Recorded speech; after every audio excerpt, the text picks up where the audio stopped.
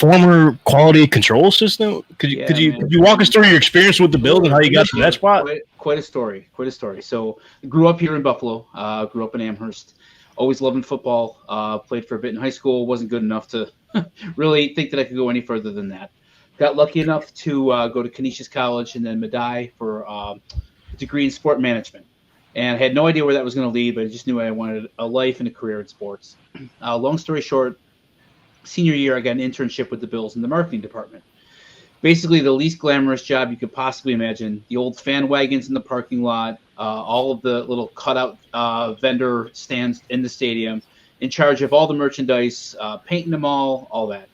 Did the 97 season, Marv Levy's last season, with the team in the merchandise department. Got lucky enough to be hired in 98 because of Doug Flutie.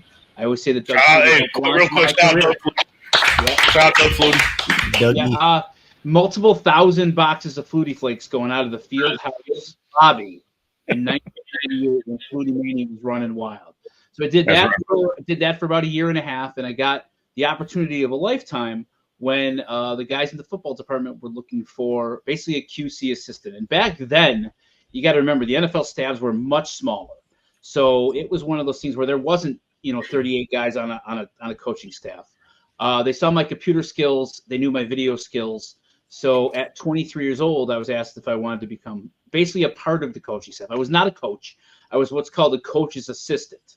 So I was there every day. Basically, what I would say to people is, I basically did all of the work that a coach himself wouldn't want to do from day to day. All the video cut-ups, the design, literally designing the playbooks back then on a program called Playmaker Pro, where you would take, lines and X's and O's and physically have to draw them in, for advanced scout team, playbooks, et cetera, et cetera. I spent hours and hours and hours at the copy machine, just printing off all different kinds of scouting reports, advanced scouting playbooks every week, game plans, all that. I was lucky enough to do that for 2 years. Got to go, saw the Music City Miracle in Tennessee. Was a part of that team that got robbed, I feel like, in Tennessee in the last 2 years of Wade Phillips's tenure with the team. And then, unfortunately, when Wade got let go, even though we were 29 and 19 in his 3 years as head coach, when the head coach gets let go, I don't know if people always realize, the entire staff gets wiped out along with him. And unfortunately, I was a part enough of that I kind of became one of Wade's guys, and when Wade left, so did I. So I then transitioned there, and I tried 2 years with the Arena League Buffalo Destroyers. Let me tell you something, Tank. You never get to the NFL. Don't go from the NFL to the Arena League. So obviously, players have their welcome to the league moments, and obviously, people don't realize that even some player personnel and all that behind the scenes have a welcome to the league moment. Tell me about your story of your welcome to the league moment. I think it was when the fellas were hungry. When the fellas were a little hungry. Well, all right, guys. So everybody in the room there, you got to envision I'm 23 years old. This is 1999. This is pre-cell phone era. I didn't have a cell phone yet, and this is pre being able to really do anything, paying for things, mobily. So this was my first charter that I was going to be going on, preseason game, nervous as heck. They tell you to get to the hangar near the airport by 3:15 for the flight. And we're traveling to Philadelphia for a preseason game. And about have the walk through. It's 1:00. We're all at the stadium. They tell me, hey, kid, come on over here. We need you to go to Kentucky Fried Chicken, and we need you to pick up the team order for the plane. And I'm like, oh, come on, stop it. There's no team order for the plane. No, they're like, no. And they're like, Mr. Wilson's gonna be on the plane. We want you to be the last person on the plane with the Kentucky Fried Chicken order. Now you got to remember, got a call from the top. You got to remember, preseason. There's 90 guys on the roster, plus equipment. There's probably about 135 people on that plane, conservatively. So 23-year-old me is like, yeah, sure, I'll go pick it up. Great, okay, well, give me the directions. You be there at 3:15. Basically the entire plane's gonna be waiting for you with this Kentucky Fried Chicken, hot and ready. Extra crispy. That's right. Extra crispy, yeah. So I travel on over there. I get to Kentucky Fried Chicken about 2:45. I walk in. I'm like, and I'm still thinking this might be a bit. And I walk in there and I'm like, hey, I'm here to pick up the Bills order. Oh, great. They got it all on a cart. And I'm like, okay, this is actually legit. Nobody told me, Tank, that I had to pay for it. Oh, The entire order, $875. Okay, which back in 1998 was quite a bit of money.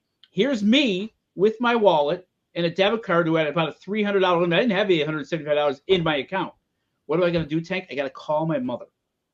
I got to call my mother from the Kentucky Fried Chicken landline because I don't have a cell phone in 1998. I'm like, Mom, I'm at Kentucky Fried Chicken. I need you to give them your credit card information to pay an $875 bill. What are you talking? She thought I was pranking her. Like, then I explained to her, the guys in the place. She's like, you're telling me that Bruce Smith and Thurman Thomas are having you pay for their fried chicken? I'm like, Mom, now's not the time to discuss how fair this is. I got to catch this damn plane or I'm gone. He said we can worry about that later, Mom. We'll talk about that later. I agree. Mom, I agree. They're unfair. They're mean. They're whatever else. Give me the damn credit card number so I can settle this bill and get out of here. So she does it. I'm thinking all this time I'll get reimbursed. You know how much money I got back for that, Tank, when I got on the plane? Mr. Wilson thanked me, and he said, welcome to the NFL, kid. I didn't get a dime of it back. A little pat on the back. Wow. Good job. Yeah. Hey, welcome to the league, Josh. Thanks for KFC, pal. I was so pissed off on that plane ride. I didn't eat. I couldn't eat. I mean, it was almost $1,000 right down the drain, and I'm literally paying to feed Thurman Thomas and Bruce Smith. It wasn't finger licking good? It wasn't to me. You didn't even get to eat any of it? I didn't want any of it. I was sick to my stomach. I couldn't believe I just got robbed by the owner of the Bills. My goodness. Yeah. Nah, I would have had to. In my wallet. Wow. Yeah. So those are just a small example of, and here's the thing: if they're razzing you, you're accepted, and they know that you like them or that they like you, so you know that you're going to become a part of the team. So in reality, it was probably a small price to pay to become accepted by those guys. And, that's part of the initiation process, to welcome to the NFL moment. There you go. I love this. When you first told me that, I lost. I mean, that's really cool just because you don't really ever think about the other pieces of the NFL teams. Like, it's always about, what the players are up to, Hearing those small coaches, their stories. That's awesome. I mean, I wasn't expecting that. That was pretty cool to hear. Well, the amount of drum thigh combos that you got for $8.50 has to be crazy. Yeah. Yeah, man. This is back then. It might have been a little. Back when they were like 50 cents a chicken leg. This was 25 years ago, my man. It was about 400 pieces of chicken. Rumor is that KFC is still in business because of your contributions back in the day. It stung, and I walked on the plane, and everybody stands up and cheers, and the Chicken Man's here, and it's like, oh, you got a nickname too, the Chicken Man. The Chicken Man. So Logan, the best part of it is, like you said, in the NFL, there's a lot of people behind the scenes. For every coach, there's probably one support staff for that coach, whether it's a QC guy like I was, or a video assistant, or obviously the trainers and the equipment staff. But there's and nowadays it's probably triple what it was when I was there in the late 90s. So every single one of those people has a story like me.